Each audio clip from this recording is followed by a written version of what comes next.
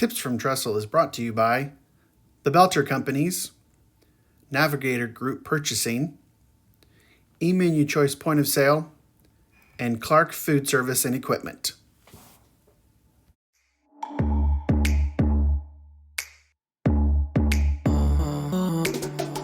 Welcome to Tips from Trestle, the Senior Living Food and Hospitality Podcast.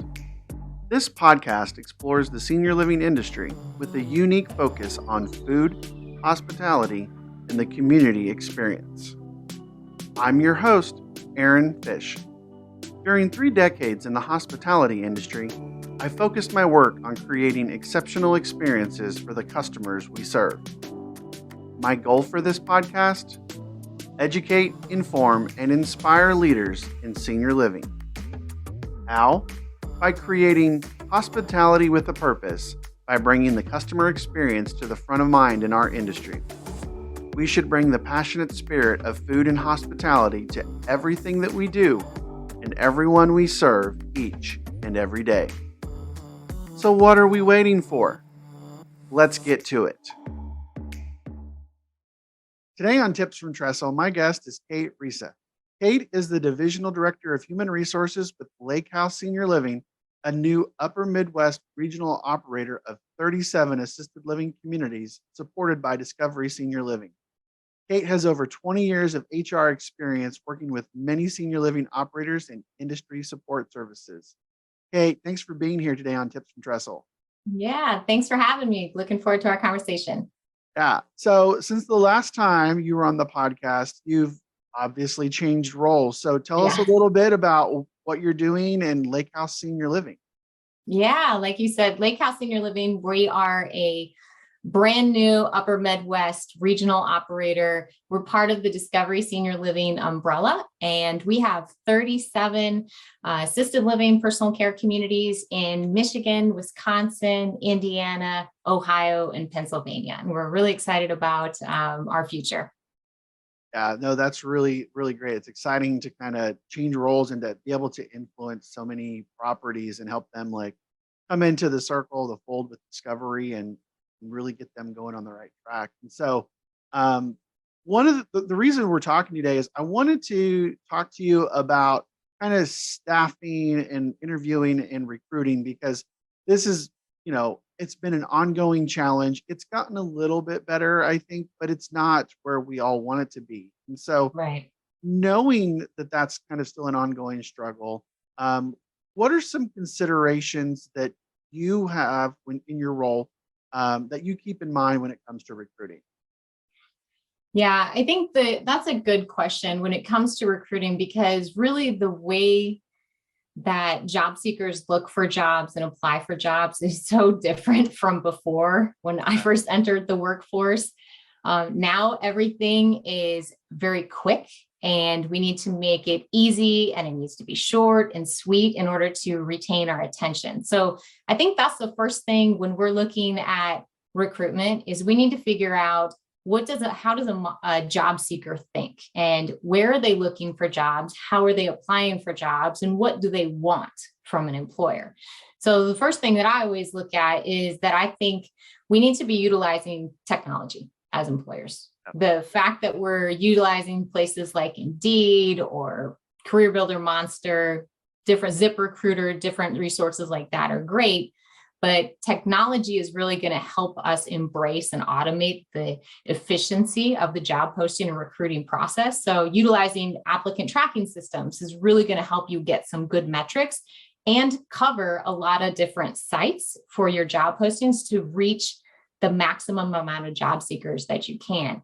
I wouldn't stop there though. If for us, we utilize social media. If you think about it, Aaron, I mean, how many times are you on Instagram, Snapchat, Facebook, all the other different websites or social media platforms. And we see things and we go through these little short videos so quickly.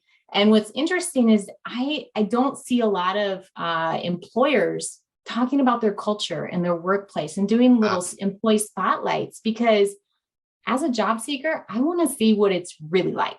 I see your job posting, right? The job posting looks really appealing because as employers, we want it to look that way. We want to attract job seeker. but give them a realistic picture of what they can expect as, a caregiver, as a housekeeper, as a cook in a community. Give Yeah. them those little insights that'll help them get a better perspective. Because a lot of times, especially back during COVID, we couldn't bring job seekers in to give them a tour of our communities. So we've got to find different ways to utilize technology in a short, concise way that will give job seekers a view into the day-to-day life of the culture. Yeah, no. And I think about what you're saying with technology and thinking about like the different generations that you're kind of marketing to.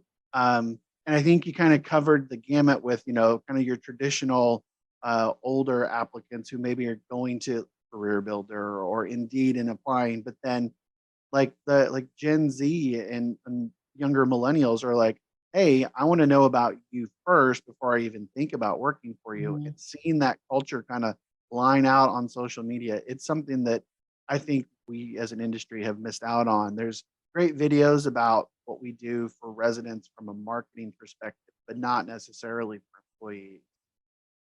Right. And, we've been talking about the future of work forever, and we can keep talking about the future of work too.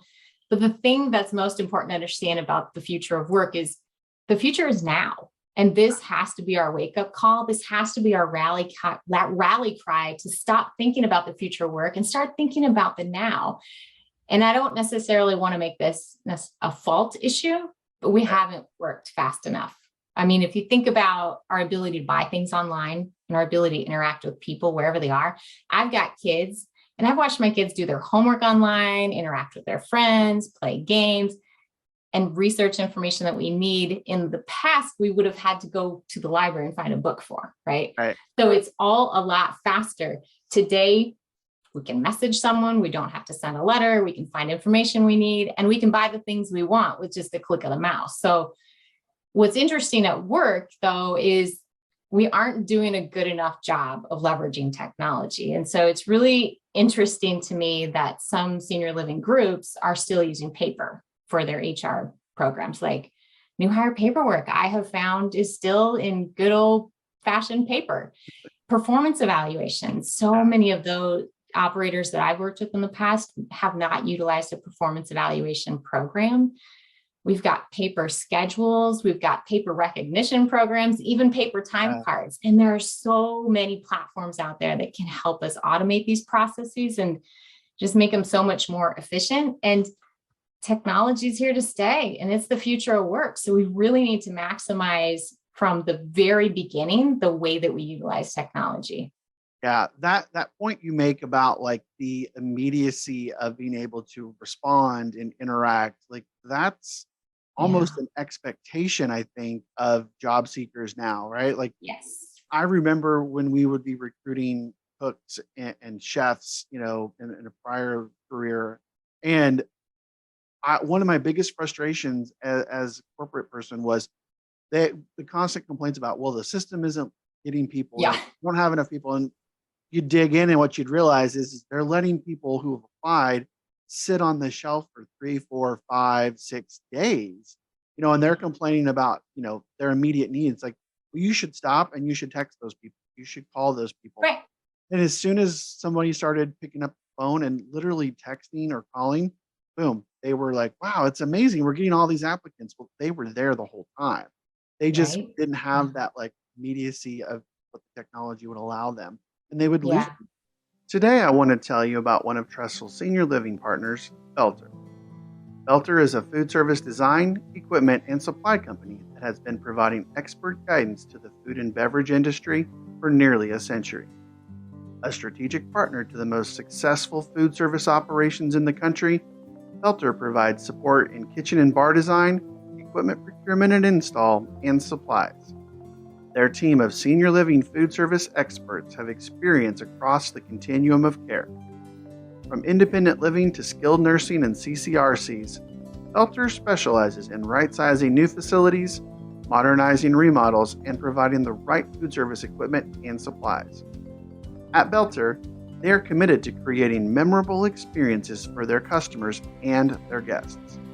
With their top-notch team and a global network of quality supplier partners, Their customer-focused approach is built on a foundation of collaboration and decades of industry experience. So thank you for considering Belter for all of your food service needs. Yeah. Yeah. And I'm so glad that you mentioned the technology and communication piece, because I think as a society, we're really becoming so much more disconnected from that personal experience. And as a job seeker, the longer you're going to sit and make me wait, there are lots of jobs available in the market, and I'm not going to sit and wait for one. So job seekers, like I said, it needs to be quick. We need to be able to respond. And so even if you need more time, just let that person know. And then you can keep them. You'll be surprised how long they'll stay in your pipeline as long as you keep regular communication with them. Yeah, it's definitely a switch in mindset for a lot of operators and leaders who are hiring, I think, to be able to understand what they're looking for and how quickly they need to engage. And so one of the things I wanted to kind of pick your brain about was with all of these challenges around recruiting and getting people in, how do you see the future of work versus how people work today? What can we do in the recruiting process to make that mindset shift happen? Yeah, I think when it comes to technology, and we talked a lot about that, but one thing I would be remiss if I didn't bring up is when it comes to job seekers, recruiting and hiring folks, the first thing that a lot of us go to when we look at a job is, what's the pay, right? I want to know what the pay range is. And a lot of times with the pay transparency laws really flooding across the US and really becoming more, I'd say, job seeker focused, employee focused, and that's okay. We need to do a better job of being transparent as employers and not just disclosing pay, but what other things are you bringing to the table? I'm not coming to the company just because of the salary. I want to know what all the other perks are. And a lot of times we get lost as employers and so focused on what the pay is that we don't highlight the other things that we do. Like we have, for example, we have insurance, just like a lot of other groups do, but how much are you actually contributing toward that insurance? Because the cost of healthcare goes up every single year. We see I have yet to see premiums go down. I want to keep my fingers crossed, but that's continuing to go up. So we need to look at our total comp package when it comes to insurance and how we can help manage some of those costs especially for our frontline workers. The other thing I would say is retirement. A lot of groups that I've seen haven't done an employer match. We do an employer match at our company, and that really encourages a lot more participation. People get excited when you talk about that, when they're thinking about retirement. Paid time off is huge. Work-life balance is such a big focus with today's job seeker and is going to continue to be a driving factor. Work-life balance, right? And respecting those boundaries. You'll find a lot more of the newer generations coming into the workplace. They don't want to see your emails coming in at 8, 9 o'clock at night. They don't want to work on the weekends. They want to work when they're scheduled to work and nothing else. So the time in the past where we're seeing workers that were dedicated to working for a single employer for 20 years and working at all hours of day and night at employers' beck and call, that's just not the mindset of today's job seekers. So it's really important for us to build a program that embraces that, but also doesn't jeopardize the integrity of managing the operation and serving the residents, right? Because that's what we're here for. But there's other little things that you can do. It's not just about pay. It's about all of the total compensation packages and programs and perks that you bring, and you should highlight those. And you can do those through a number of different ways, through utilizing technology.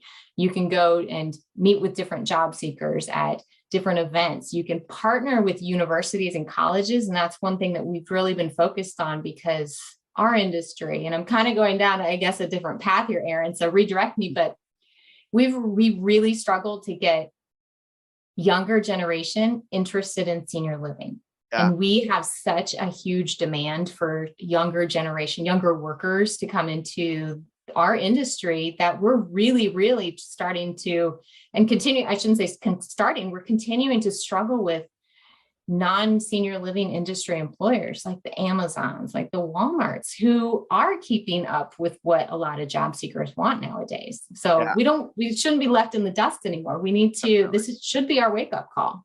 Yeah. And I think, it leads me to want to ask you a question. One of the things that, when we hear people talk about the different generations in the workforce and the things that they value and what they look for in an employer, the younger generations that you were talking about, one of the things that they seem to be really dialed into and focused into, in addition to, do I make ends meet, is what's the purpose of the organization that I'm working for? Yes. What's the mission? How can I make an impact by working in this job? It's an interesting dichotomy. You talk about like older workers are like, they're dedicated because they do their time with the company, and it was about how can I mutually benefit the growth of a company. Now it's shifted to, I want to work with the organizations that have the right purpose, that have the right mission, that fit what I value. And so how does that impact how you interview, how you recruit? How does that kind of shift the thinking that managers and leaders need to look at? Yeah. At Lake House Senior Living, we hire for heart. We can teach you a lot of the procedures, policies, processes that we do, right? We can teach you some of that, but we can't teach you how to care about a resident, truly care about their well-being. And we want people who believe in what we're doing and who we're here to serve, and not just show up for a paycheck. And so we've actually designed our recruiting process around each individual role and utilizing personality assessments to determine who is the right fit in our organization. We have this picture of an ideal, let's say, executive director. And our talent acquisition team has developed a set of questions that helps grow and build on a person's heart and passion for senior living, and understand if they are a true fit with what our mission is to serve those seniors. In addition to that, we also use, so not just interview questions, but we also really, really lean heavily on personality assessments. And we utilize those for every single leader position that we are recruiting for in our community. And if a person doesn't fall within our targets, oftentimes we find that those are the folks that really struggle to succeed in our industry. They either don't have the passion, don't have the capacity to understand our operations. But those that fit within our target we found them to be very successful. So that's what we're hiring for, is heart. We can teach you how to do tasks, but we need someone who's coming in and is really here focused for the residents, because that's really what our mission is as a company. Navigator is the largest full-service GPO that exclusively focuses on the senior living community. And what that means is we provide products and services that help our members provide a great environment for their residents, such as like MRO, hospitality equipment, food, business products, as well as technology solutions. We actually surround our members with a level of support unmatched in the industry. Yeah, no, and I've had some experience with building those profiles of what's the perfect executive chef for our organization. And a lot of times what I learned was, we thought kind of old school about like, well, they needed to be able to do this, and this. Yeah. And we build those profiles and they didn't work very well. We would hire people and they kind of floundered. And what we started doing was we would look internally and say, okay, we've got, 4, 5, 8 individuals who are really thriving. They are very, purposeful about what they do. They want to do this for the right reason. And so we would use them as kind of create a profile around them. And it was so interesting to see how different those interviews went once we kind of did that. And so I think you definitely make a really sound point about that. Yeah. It's such a mindset shift. It really is. I'm curious, how do you mentioned that you do this for all your leadership roles. How can you push this kind of same concept down to the front line? Because there's so many more, just roles that have to be filled there. And a lot of organizations may be hesitant to do something like, I'm going to create a profile for a caregiver, or I'm going to create a profile for a server in the dining room. And so how can you do that to be successful and kind of still maintain that that purposeful focus. Yeah. Yeah. One thing that we've talked about, you and I in the past, we talked about every role is a 5-star role, right? Yeah. Every single role is critical to our organization. So when we approach hiring for a cook or a care manager, caregiver in our communities, that's not something we take lightly, because that's such an essential role to the day-to-day living and operations of the community, that it's so critical for us to find the right fit, because the residents see so many people coming in and out of their apartments and working with them and caring for them, but that's confusing for a senior. So we really want to find people who are dedicated, and this is the spot where they belong. So care managers, caregivers, cooks, those are really critical roles. Leaders I don't want to sound like I'm dismissing leaders, but the frontline workers are really where we need to spend a lot more time focusing on the value of those roles. And yes, they turn over a lot. So we need to continue to focus on and highlight, these are 5-star roles. Every role is a 5-star role and so essential to the operations. Yeah. Well, but I think if we do some of the things that you've mentioned and that we've talked about on those frontline roles, you probably would see longer tenures and less turnover, because those people are going to be good fits. They're going to be there for the right reasons, and they're going to be connected with the job they have, as opposed to, putting a caregiver in a cook role. That's just not going to work. Yeah. So, Yeah. Not necessarily. Yeah. Right. Exactly. Yeah. The other thing I'll just mention is that you need to listen to your employees. And I get a lot of employee calls throughout the day. And I had a really tough discussion the other day with one of the executive directors, who I had to deliver some pretty tough news. Wasn't what they wanted to hear, but we talked it out and I listened. And at the end of the conversation, she said, "You know what, Kate, I don't love what you told me, but I feel like you listened to me and you heard what I said." And we do regular and constant feedback. We do mass emails asking for feedback. We are part of the Great Places to Work. And so we do surveys. We not only take that feedback and we don't just review it, but we come up with specific action plans on what we can do to improve the employee experience. And we do that with the employees, we do it with the residents. There's a lot of groups that do surveys annually, and that's really great.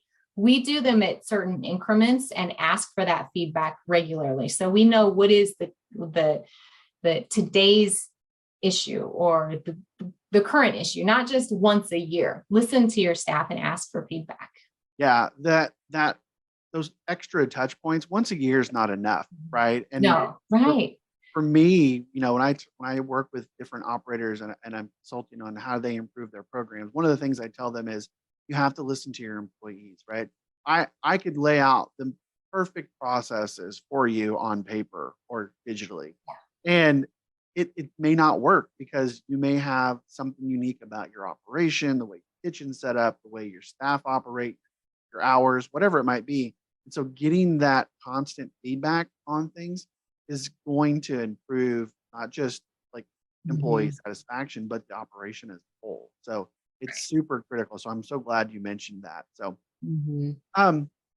as we kind of come to the end of our time here, what advice would you give to frontline managers as they really work on kind of getting all of these ideas and putting together a really strong interviewing process? I think the most important thing is, as a leader, especially if I'm an executive director and looking at my community, I really need to have a good understanding of what is the culture of my community, what's the environment. I don't want to bring somebody in who really doesn't have a heart for what we're doing and what we're about. And if you have a really good, stable team, you need to find somebody who's a fit within that team, and then give that person, as you're doing the onboarding process and the assimilation process, as we call it here, give them a mentor and help them assimilate into the team and continue to build that culture, because having a new person come in it's disruptive to the team. And so helping them understand that change is constant and that it's okay to have certain feelings, but partner and be a team and help folks come in. So I think it's really important to hire for heart and make sure that you're interviewing for personality and fit in the culture and not just skills. Yeah, no, that's such great advice. And I think is a nice little bow on everything we've talked about today. So, as we leave, Kate, how can people contact you, follow you, reach out to get more of this great HR wisdom that you're sharing with us today? Yeah, of course. Of course. Yeah, I'm on LinkedIn and available by email and phone, and my information will be in some of your notes, your session notes. Absolutely. Well, Kate, thanks again for letting us talk through this struggle of staffing and finding the right people and how to do that. It's been a great conversation. So thanks for being Yeah. here on Tips for Trestle. Yeah. And Aaron, I want to give you a shout out because the hospitality programs that you have been talking about and implementing with different operators have been so essential to building culture. So major kudos to you and what you're doing. Your mission is so important to our industry. So keep doing what you're doing, my friend. I appreciate it. Thanks, Kate. All right.